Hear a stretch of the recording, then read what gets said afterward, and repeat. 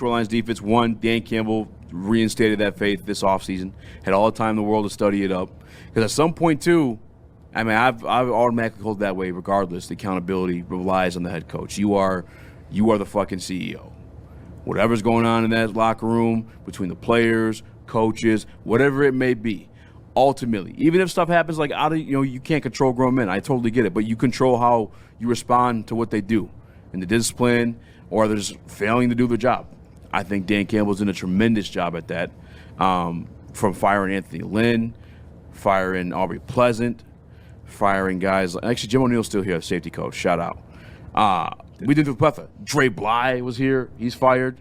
Like, he's not going to sit there and be like, I mean, what is your reason that he wouldn't fire him? I truly don't understand that. I think you would have gave him the second chance regardless of, I think it's because it's his guy, and he gave him the first chance under him and stuff like that, so, which he deserves. Anthony Lynn was his guy. Anthony Lynn wasn't his like creation that he stuck up for, you know. I don't want to say creation. I mean, he went out on a limb for Kelvin Sheppard. He did.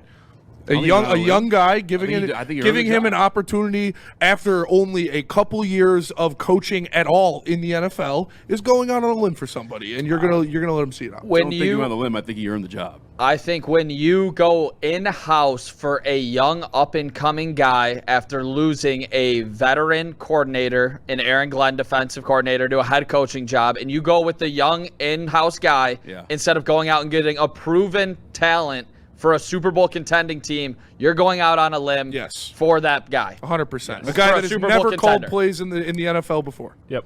No, I don't think you're going on a limb. I think you're hiring the best guy regardless. I think Dan Campbell as a man. But you wanted Dennis Allen over Kelvin Sheppard. I did, and Dan Campbell didn't.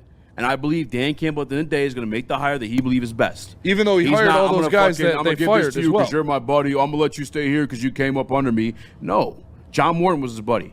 Anthony Lynn was his buddy. Aubrey Pleasant was his buddy. Rothstein.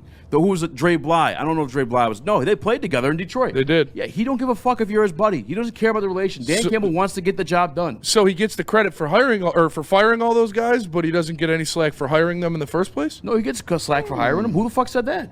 I mean, you were just kind of championing that he fired all of them, but didn't mention that he also gave all those guys the jobs that he had to move on from as well. I mean, that's not the discussion we're having. The discussion we're having is he gave a guy a job. Fire his friends. Yes, the fuck he does. Not this specific case where it is, like Nick said, your Wunderkind, the guy that everybody was talking about as, wow, he went from a fast transition to never coaching in the NFL before to being a defensive coordinator. And that is somebody that you would give an extra length to compared to a grouchy old coordinator stuck in his ways. All right, I want to talk about this clip from Woodward Sports. Shout out to Easy and them.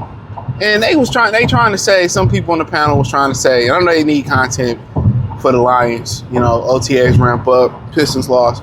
So pretty much they trying to say that, you know, Calvin Sheppard is a nepotism hire by Dan Campbell, and you know, it's a nepotism hire, and you know, he didn't do a good enough job. He wasn't prepared. He didn't coach long enough for the job.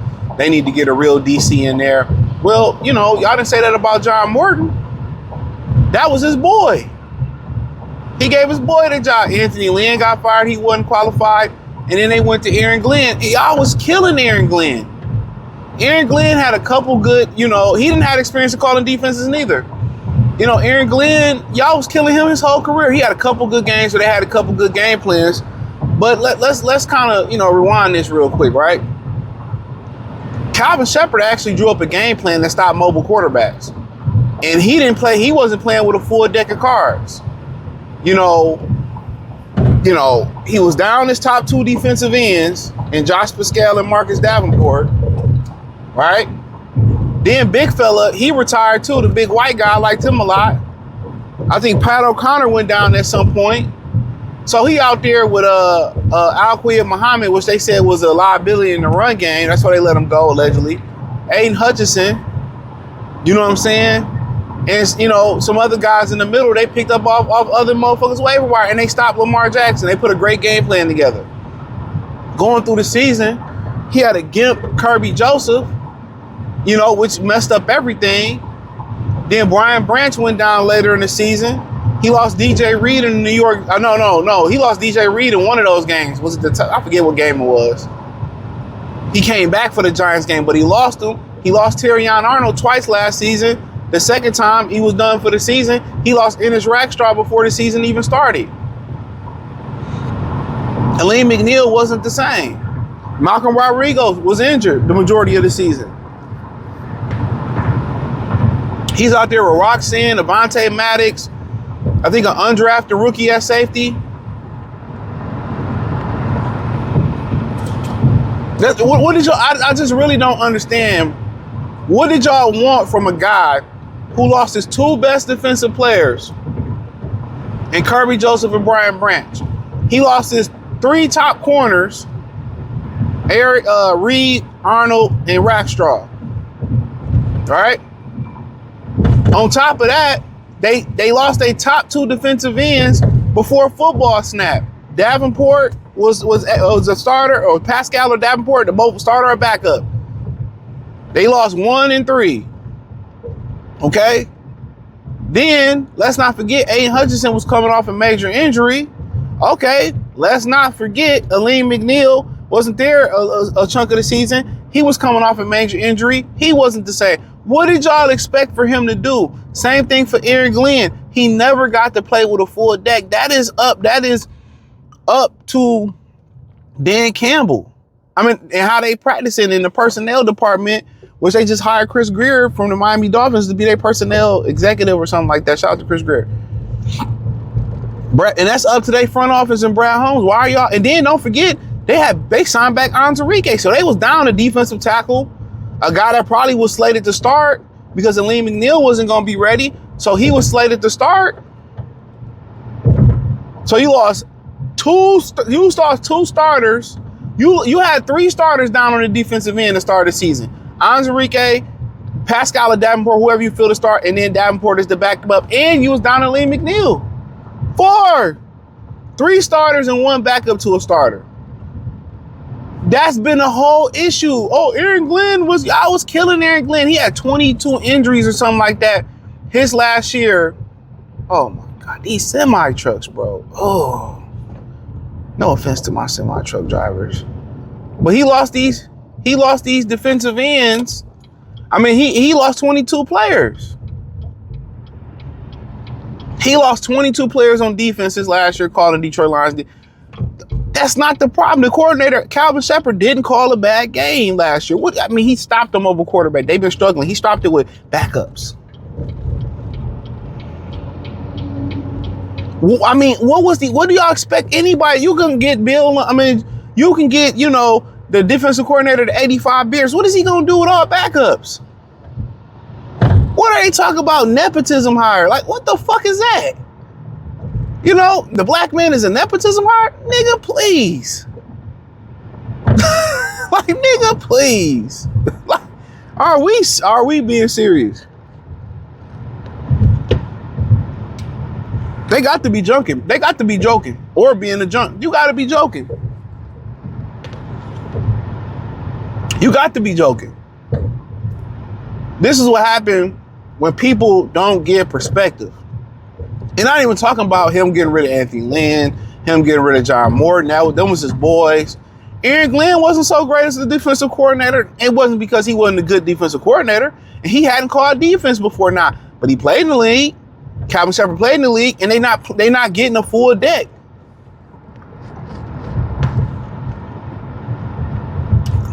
There's somebody in the comment section that was on this video talking about, well, Drew Petting wasn't a good hire. How do you know he wasn't a good hire? How do you know he wasn't a good fit? This is what I don't understand. How do you know?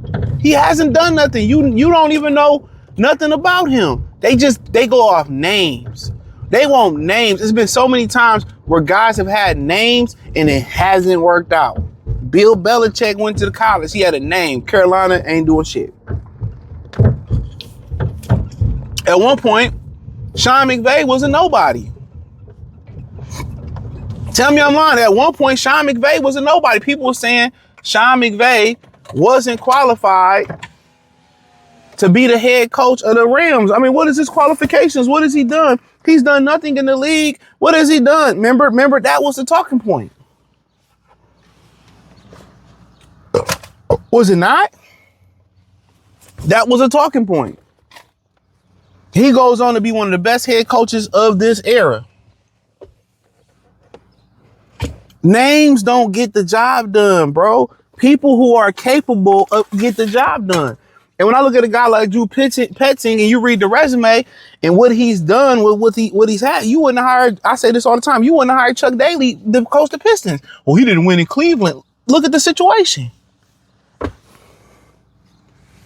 That's what I be saying. A lot of these people, they make these comments and they don't give opinion with totality, man, or the entirety. And that's why y'all got people like me to sit here and tell y'all this type of stuff. Because how can you call that a nepotism hire? Ain't that what makes people want to work at companies?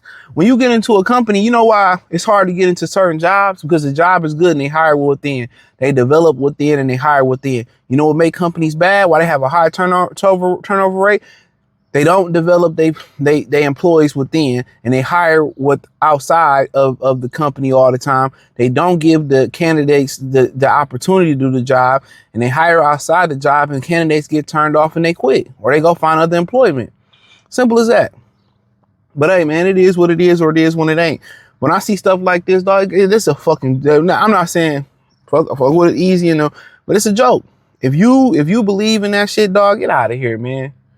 Tell the entire story. It's not like he playing with a full deck of cards and it's his fault.